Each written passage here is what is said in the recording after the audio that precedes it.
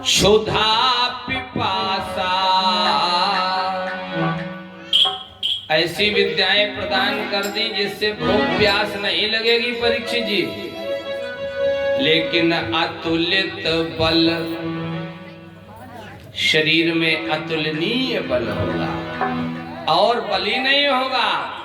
तन तेज प्रकाशा, दिव्य प्रकाश, ये कब मिलेगा?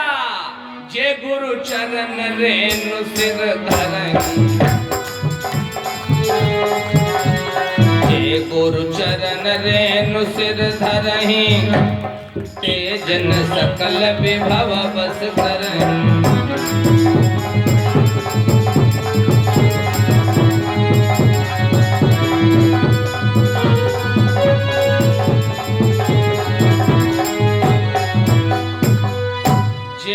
गुरु चरण रेणु सिर धरहि,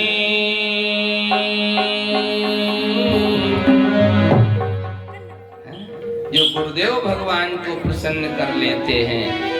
कथा के प्रथम दिवस में प्रस्तावना में हाथ जोड़ करके हमारा निवेदन है, भारत के युवाओं, भारत के जवानों, जो यंग एज यहाँ बैठे हैं, जो युवा बैठे हैं, हो सके तो अपने माता पिता गुरुजनों की सेवा करना।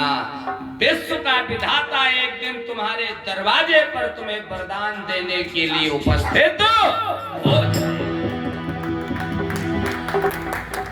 आप कहेंगे कोई प्रमाण है? सत्य घटना पढ़ लेना, श्री विट्ठलनाथ महाराज की।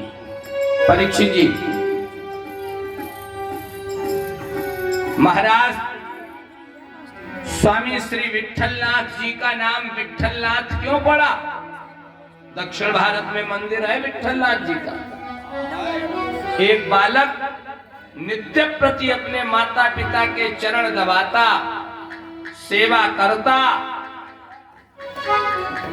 उसकी सेवा से एक दिन विश्व का विधाता संतुष्ट हुआ।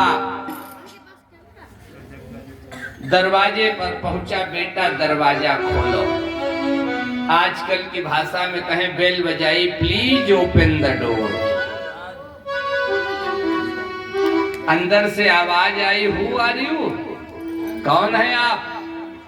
बोले I am Krishna, I am Lord Krishna, मैं भगवान कृष्ण। क्यों आए? आपको वरदान देने आया हूं। आपने अपने माता पिता की सेवा से संतुष्ट करके आज विश्व के विधाता को प्रसन्न कर लिया है। बालक ने कहा मैं अभी नहीं आ सकता। एक ईंट फेंक दी। दक्षिण भारत में ईंट को कहते हैं विट्ठल। हिंदी शब्दकोश पढ़ना। कहा जब तक मैं नहीं आऊं तब तक तुम इस ईंट पर खड़े हो जाओ। उपस्थित सज्जनों, भगवान खड़े रहे। 2 घंटे बाद फिर आवाज लगाई, बेटा दरवाजा खोलो। बालक ने कहा मैंने कह दिया मैं नहीं आ सकता। कई बार आवाज लगाई।